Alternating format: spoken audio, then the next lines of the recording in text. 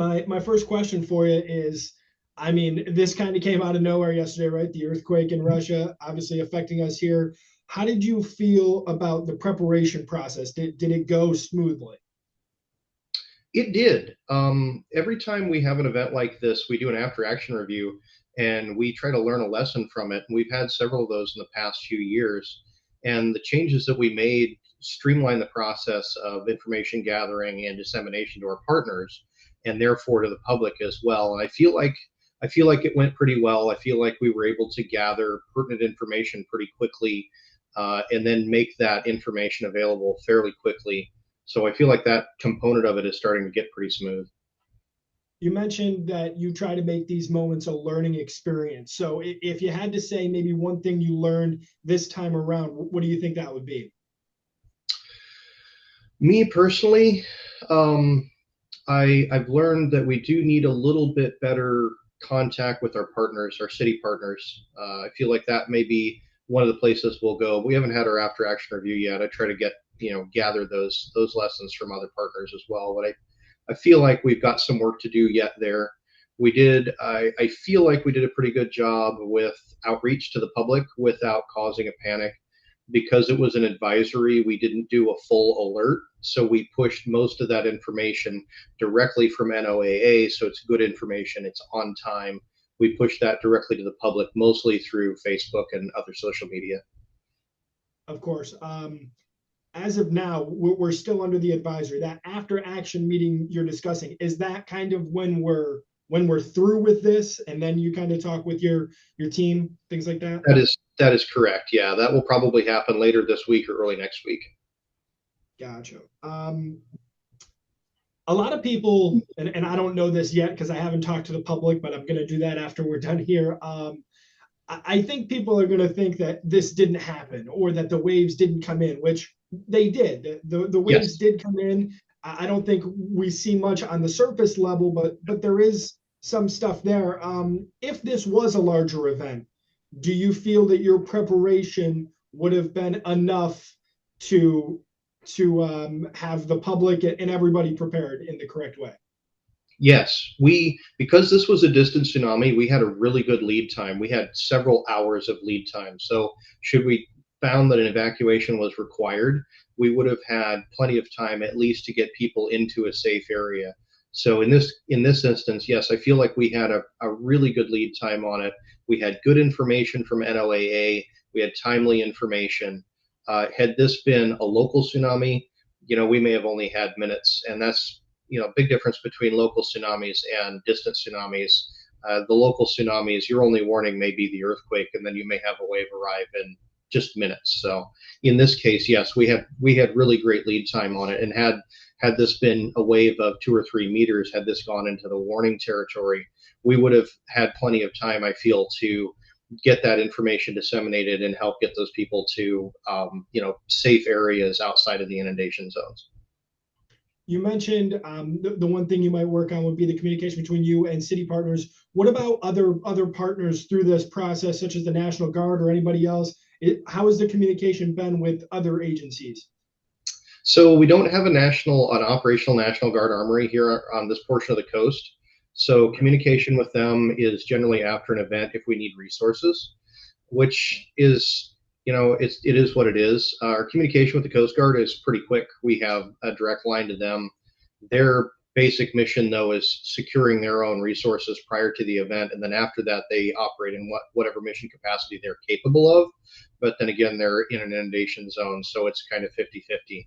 We had really great communications with a lot of our like Coos Health and Wellness, our state partners, NOAA. We had a couple of really great communication sessions very early on, hours before landfall, with the National Tsunami Warning Center in Alaska.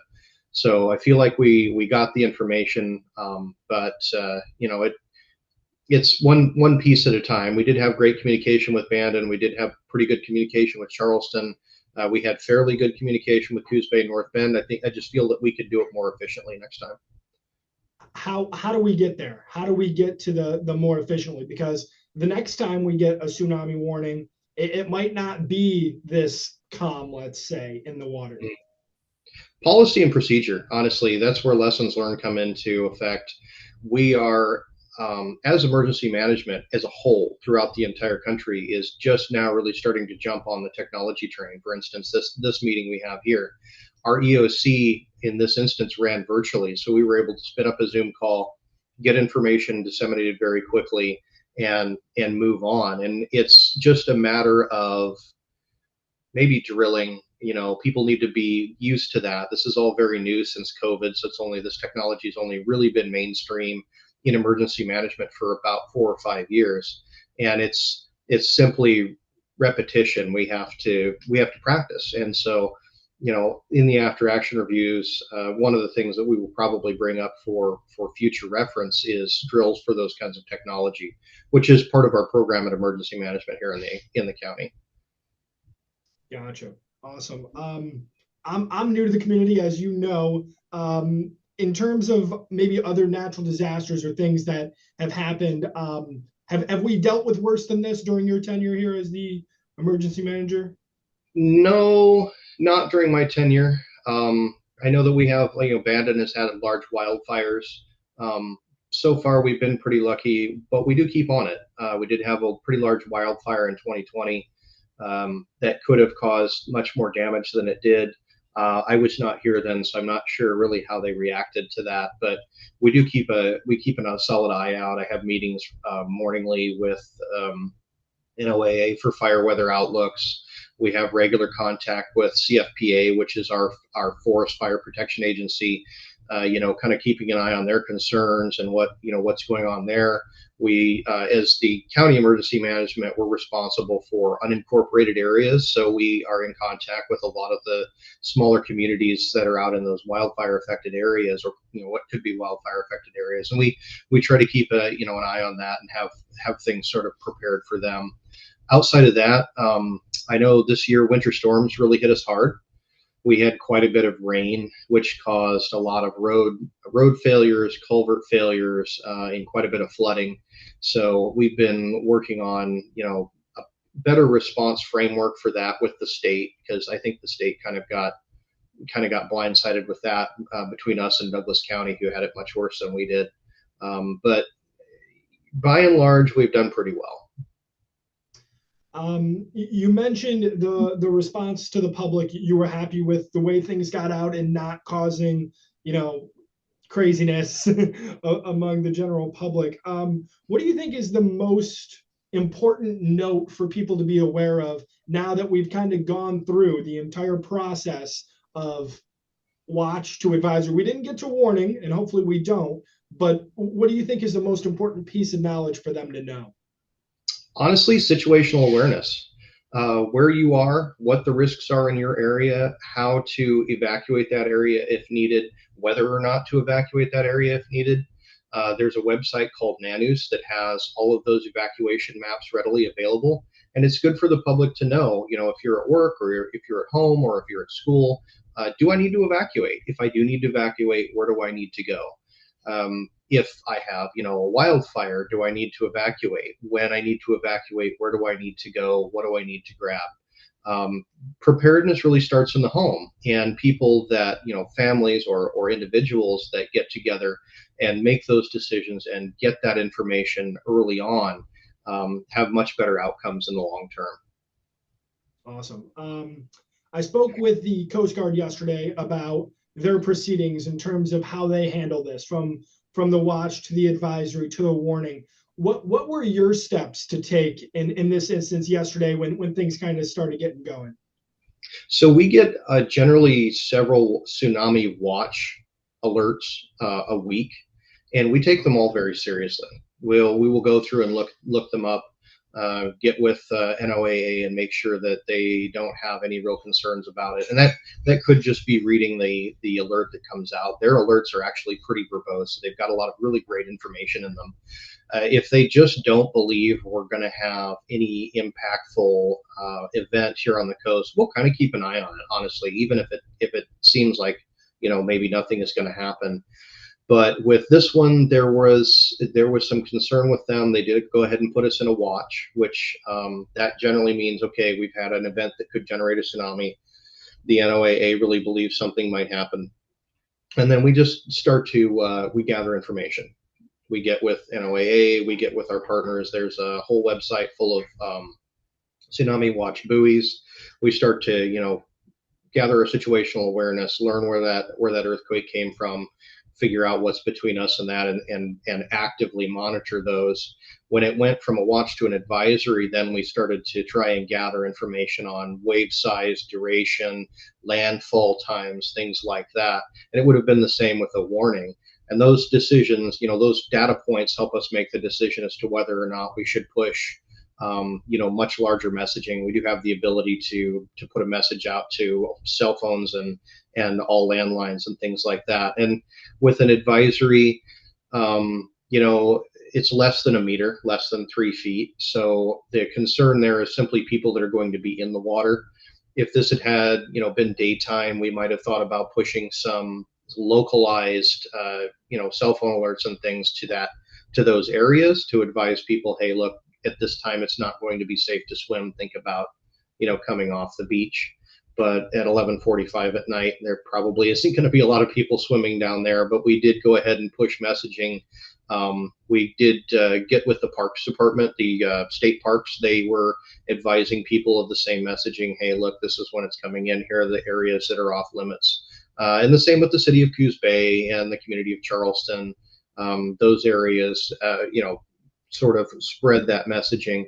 If it had been a warning, if we had been looking at something greater than a meter, we would have ramped that messaging up to be a little more forceful. As far as where it went and who got it. You mentioned that you get several tsunami watches per week. That was surprising to hear. I should let me. Is that just in the country, or is that here for us? They're not necessarily a watch. So you've got a watch, an advisory, and a warning. We get an alert, and it's not alert. Necessarily. So that's the lowest. It's just this is something that's happened. We're tracking it. It's probably not going to involve anything, but we get several of those a week. Most of them do not even come to the level of watch. They don't really break the surface, but we do take them seriously because you just never know. And it's, in my line of work, it's better safe than sorry. And I don't want to be sorry with other people's lives and livelihoods. So we do take them also. I'm sure they all appreciate that. Yeah, those alerts are for our area. NOAA does an excellent job. The Tsunami Warning Center does an excellent job of modeling.